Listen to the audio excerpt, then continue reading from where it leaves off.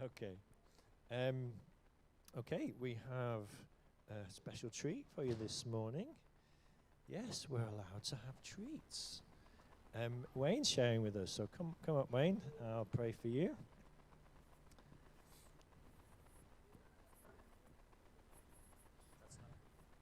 Okay, I'll leave it.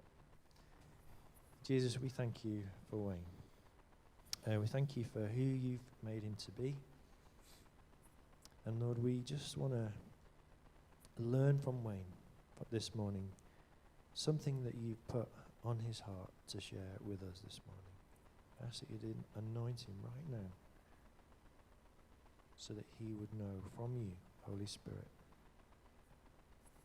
that you're with him, that you've made him for this. Help him to know what to say. In Jesus' name, amen. Thank you. Okay, David, did I put it on right? And it sounds right? No and stuff that annoys me. It's very unusual to be on this end of the sound system. So I'll stop telling David how to do his job.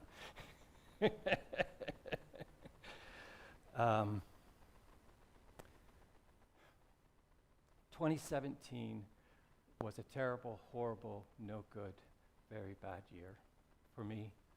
Oh, it's going to happen for Kim and I.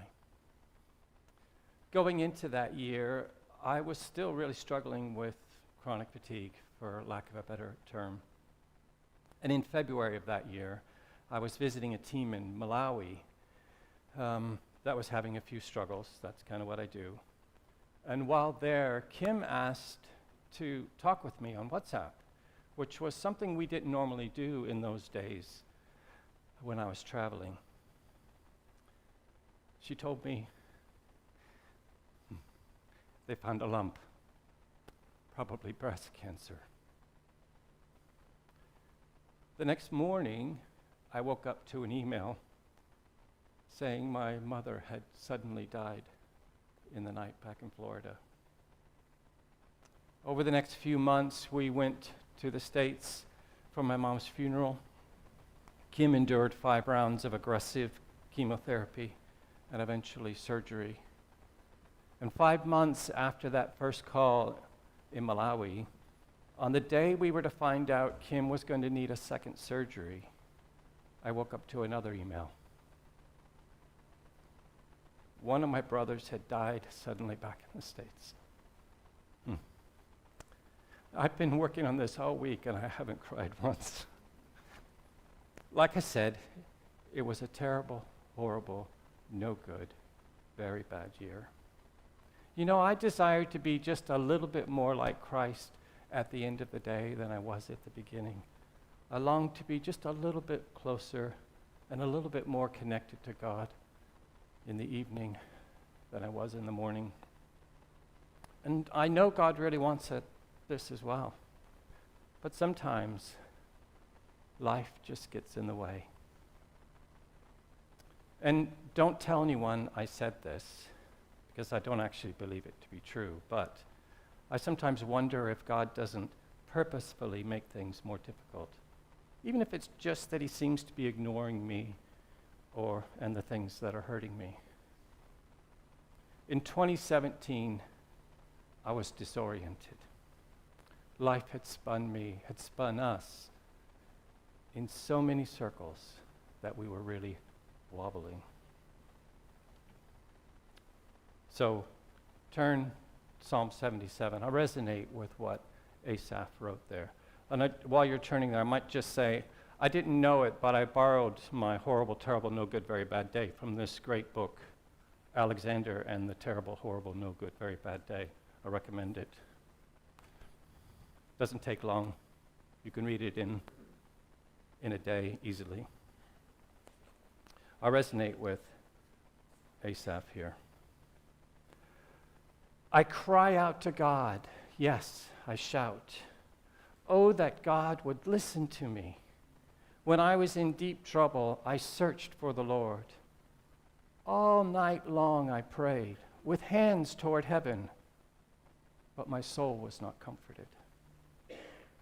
I think of God and I moan, overwhelmed with longing for his help.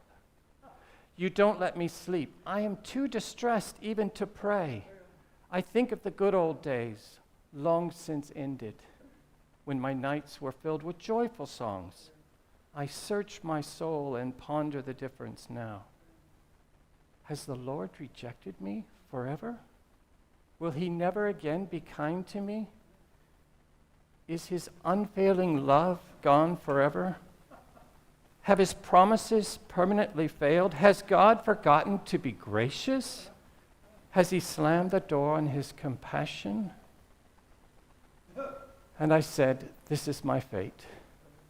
The Most High has turned his hand against me. That's the first half. We'll get to the second half. There is that time in the middle of the struggle when you don't yet know what God's going to do, or maybe he's told you, but he hasn't done it yet. You know, we're so used to getting to the end of the story. We know that if we keep reading the book or keep watching the movie, we know that if we keep reading the book or keep watching the movie, we'll get to the resolution. We'll get past the struggle, past the crisis. The main character will have grown or learned or developed in some profound way. But so much of life is lived in the middle of the story, isn't it? Before the solution, before the resolution, before the growth. That place where we keep reading the book because we have to know how it turns out. We have to know if mom wins or not.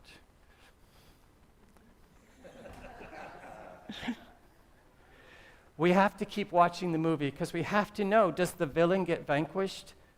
Does the good guy win? It often looks like he's going to lose. But in life, we don't know how much longer the movie has to run. We don't know how many pages are left in the book. We don't know when or how the resolution will come. In life, we just don't know. You know, there's even a very real possibility that it will all go wrong. Even if we have faith, we still have to live through it. Many psalms, including 77 here, are filled with lament, a song of mourning, of sorrow.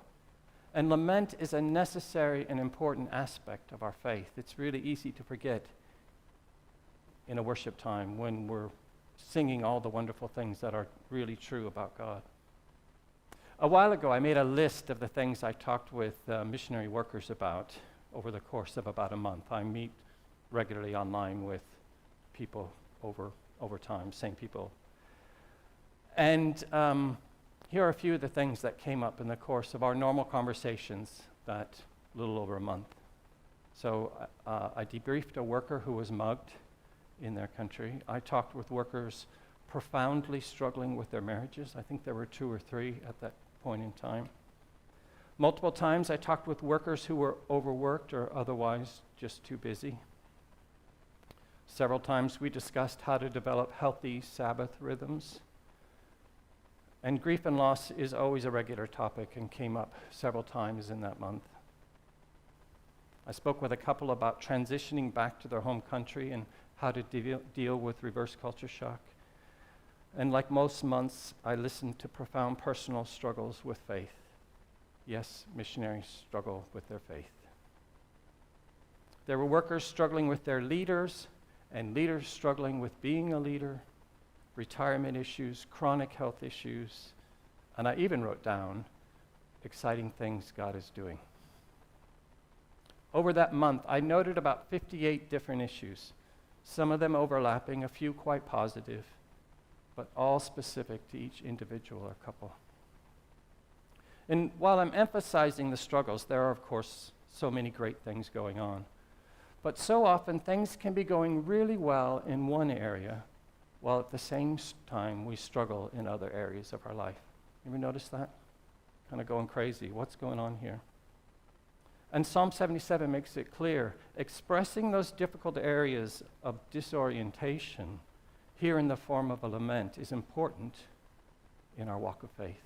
In fact, if we don't find healthy ways to express these struggles, we will cease to become more like Christ.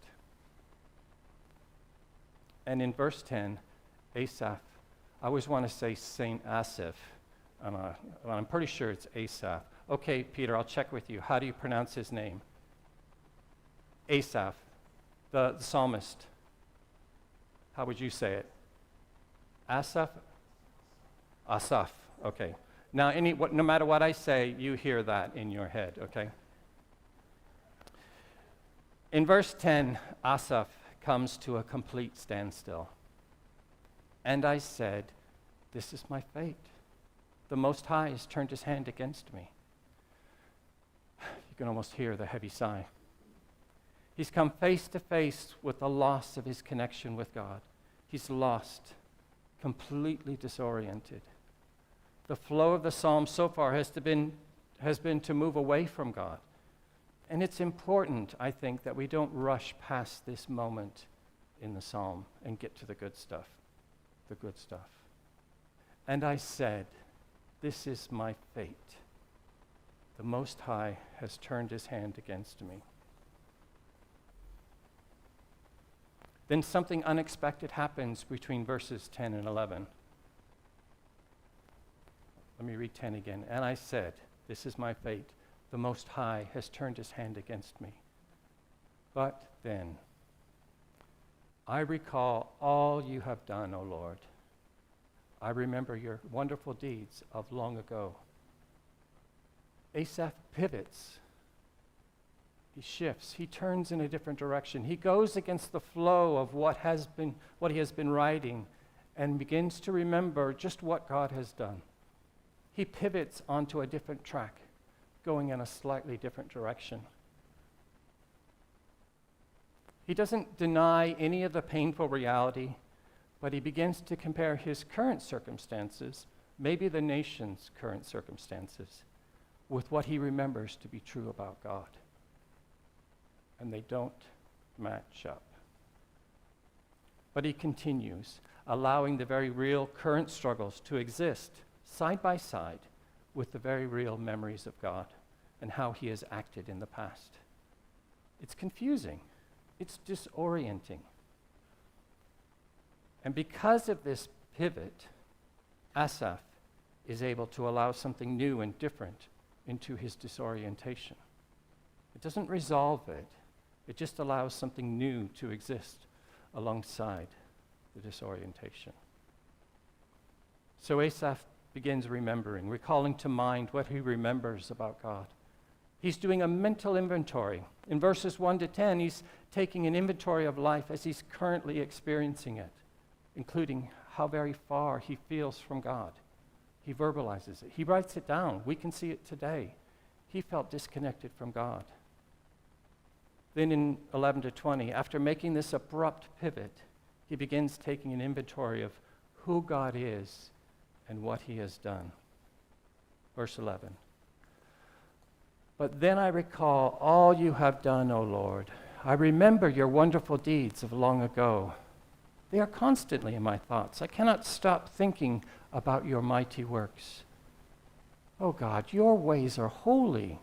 Is there any God as mighty as you? You are the God of great wonders. You demonstrate your awesome power among the nations.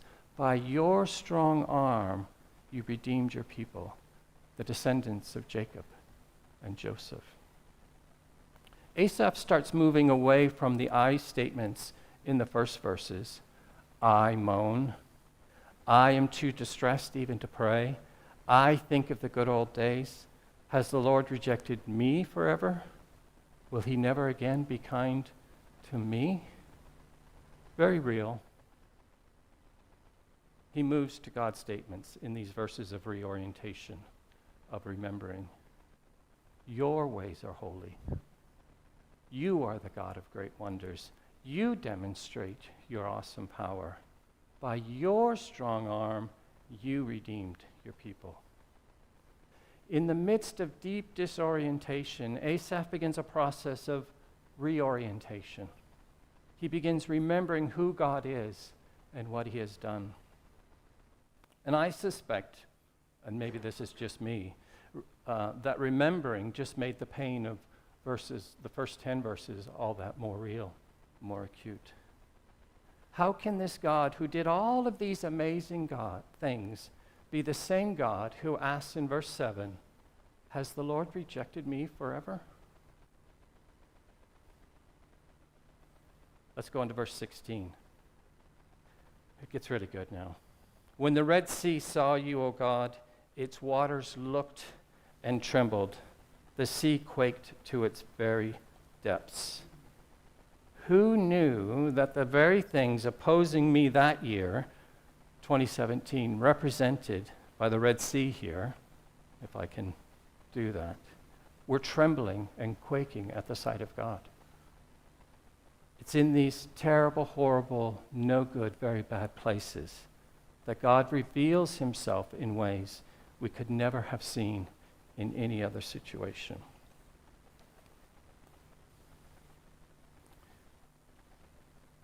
I wish I was familiar with this psalm back then, so I could at least know in my head, if not also in my heart.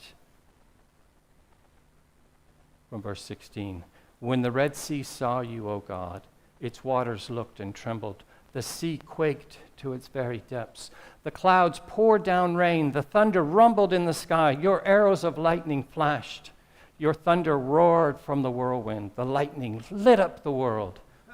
The earth trembled and shook. Your road led through the sea. Your pathway through the mighty waters. A pathway no one knew was there. You led your people along that road like a flock of sheep, with Moses and Aaron as their shepherds. I wish I knew in my grief, in my anxiety, with the enemy's desire for me to falter, that the enemy was actually trembling as he looked over my shoulder and saw what God was really doing. You know, it often happens in life that we appear to be presented with two options, neither of them appealing, often both of them painful. So the Israelites were either one, going to drown in the Red Sea, or two, be defeated by an angry Egyptian army coming down the other way. This dualistic thinking that there's only either option A or option B is almost always false. But it is how most of us have learned to process life. It's the way we've learned to think. We see two options, and if it's not the good one, it's going to be the bad one. But this isn't the way God thinks or acts. I heard it mentioned earlier in the service. I kept hearing my sermon in the service earlier today. I wanted to say, yeah, I'm going to say that. It has happened so often in my life that whenever I'm presented with two options, whether they are two bad options, a good one and a bad one, or even two good options, I almost always start looking around for what is God really going to do here? Because it's not going to be anything I'm going to come up with, it seems. I seem to be really bad at guessing what God's going to do. And that's quite easy to do, to stop and go, oh, I wonder what God's going to do when it's two good options. It's kind of a no-lose. It's much harder, and I think sometimes impossible, seemingly, when I'm only seeing two hard or painful options. When I feel like I'm between the Red Sea and an angry Egyptian army. We were, last year, we were reading this psalm in a debrief, and we were talking about with a couple we were debriefing. And they were Bible educated, so they told us some things. And they pointed out that when the Red Sea divided, it started on the far shore. The dry ground started on the opposite shore and worked its way towards them.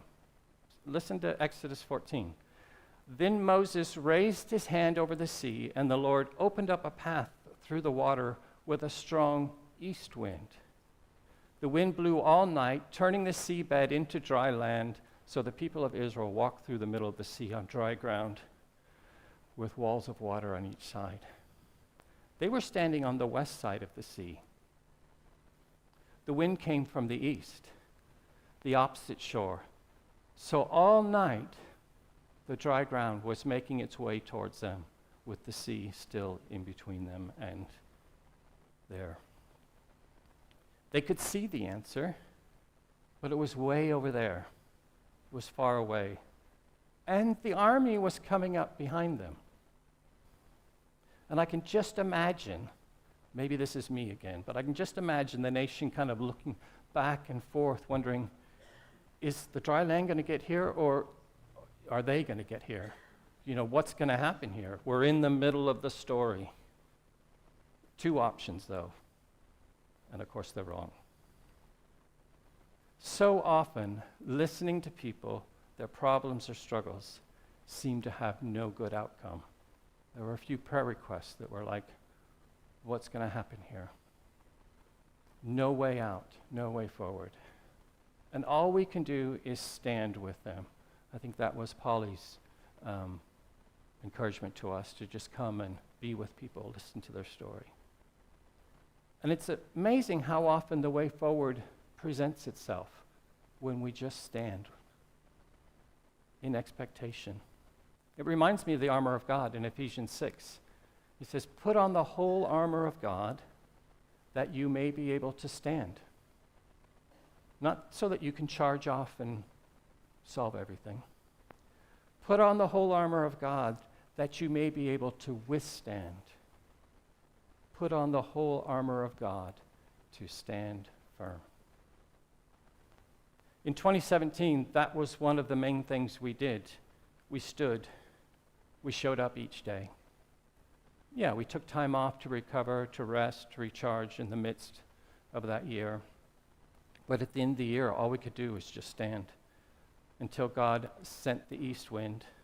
And when the dry path finally reached us, we found we could metaphorically walk through on dry ground. Or maybe as we looked back, we realized that just showing up each day was walking through on the dry ground. Many people are on their knees with a Red Sea in front and an angry Egyptian army behind. Can you stand with them? Can we stand with them, having faith for them? Like the four guys and the paralytic, it was their faith. Can you have faith for people who need it? That the east wind will arrive first, that the dry land will arrive first. People whose marriages are in a bad place, that's a tough one. It's tough to see. People struggling with their faith. People experiencing profound loss. People whose faith of their youth isn't standing up to the challenges of their current struggles. I wasn't thinking of anyone when I prepared this, by the way. I thought of a lot of people in the process of it, but I'm not aimed at anyone. I promise. I actually originally delivered this a year ago, so I was thinking of other people. Can we stand with the faith of verse 19? Your road led through the sea, your pathway through the mighty waters. Remember the thunder and the arrows and the trembling, the mighty waters? A pathway no one knew was there. Standing with people when they're in that terrible, horrible, no good, very bad place means we get to see God's pathway. A path never before seen, over and over again. It is, I think it's, I was listening to Tim. Tim, I was listening to you in the worship time, and he was talking about the Advent, and I was thinking, the Advent was a time like this, a Red Sea behind, ahead, and an army behind. Jesus was born into what? Roman occupation. And on the other side, the dry ground, as I'm kind of seeing it, this deep hope for the Messiah. What would get here first? What would win? And the dry ground appears, and only some people pivoted, and others didn't. And eventually, actually, in that story, we know the army kind of wins. Jerusalem is destroyed in AD 60, right, I think? And the nation kind of ceased to exist for a long time. There's no guarantee which way the story will it be. They say a comedy or a tragedy. A tragedy if it goes wrong for the hero, or a comedy if it goes well. So the Christmas story, you can kind of see this same dynamic, these two things. And it's interesting to note, too, that Asaph's struggles of the first verses of this psalm are never addressed or resolved directly by the verses in the other half. The reorientation that occurs through remembering and seeing God in this new light doesn't change any of the circumstances of the first verses, as far as I can tell. But Asaph now knows beyond a shadow of a doubt the answer to his question in verse 7. Has the Lord rejected me forever? No, he has not. Asaph could say, along with Job, before there was any tangible resolution to Job's experience, in Job 42:5, Job says, I had only heard about you before, speaking of God, but now I have seen you with my own eyes.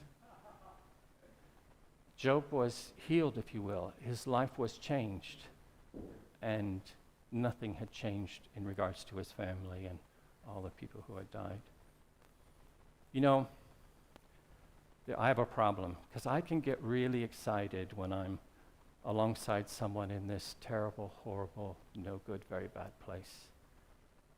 Because this is when the greatest spiritual growth, the greatest transformation happens in someone's life.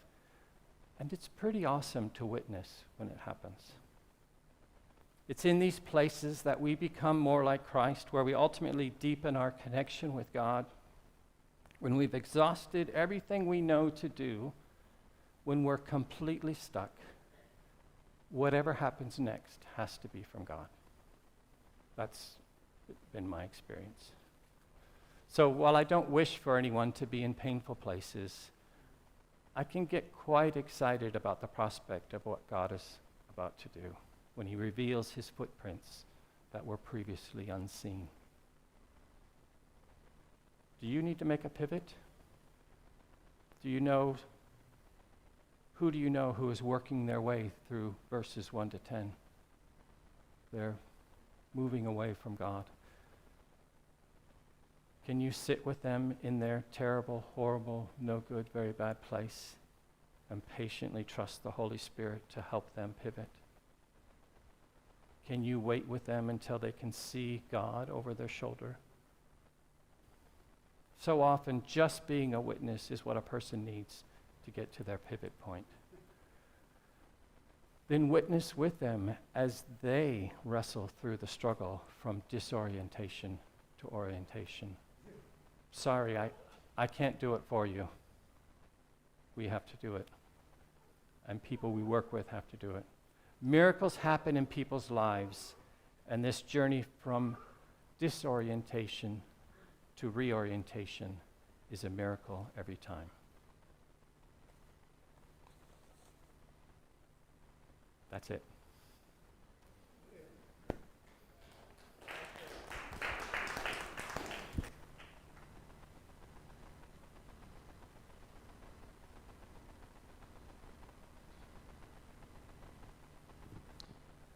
Okay. Let's take a minute,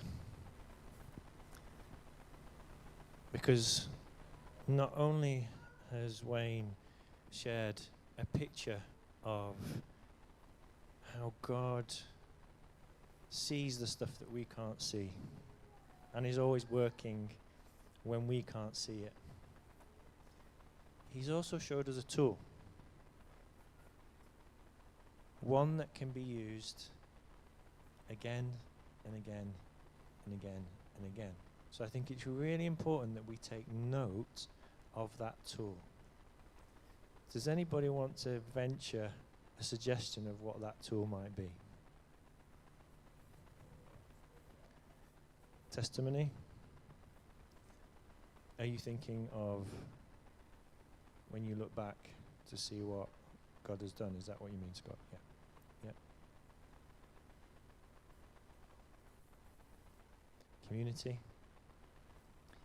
Wayne used two scenarios, didn't he? What did he say was in front?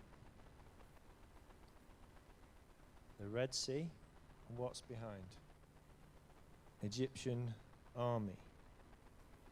angry Egyptian army. And what's the third option? That God is making a path on dry ground. Yeah? So there's a tool there.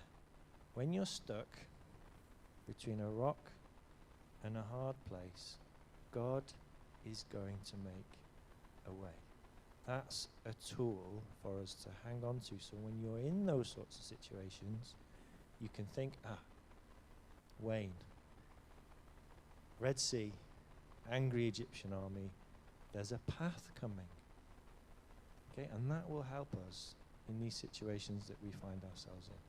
So what I want you to do is take a moment to articulate to somebody near to you how you could see that applying to something that's happened to you in the past or something that you're dealing with now.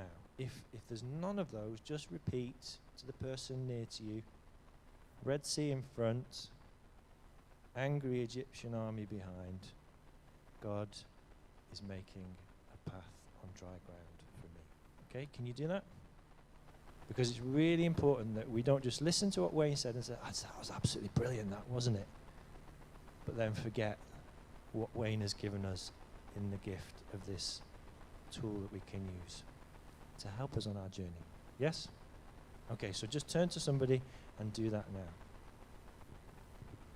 Articulate it.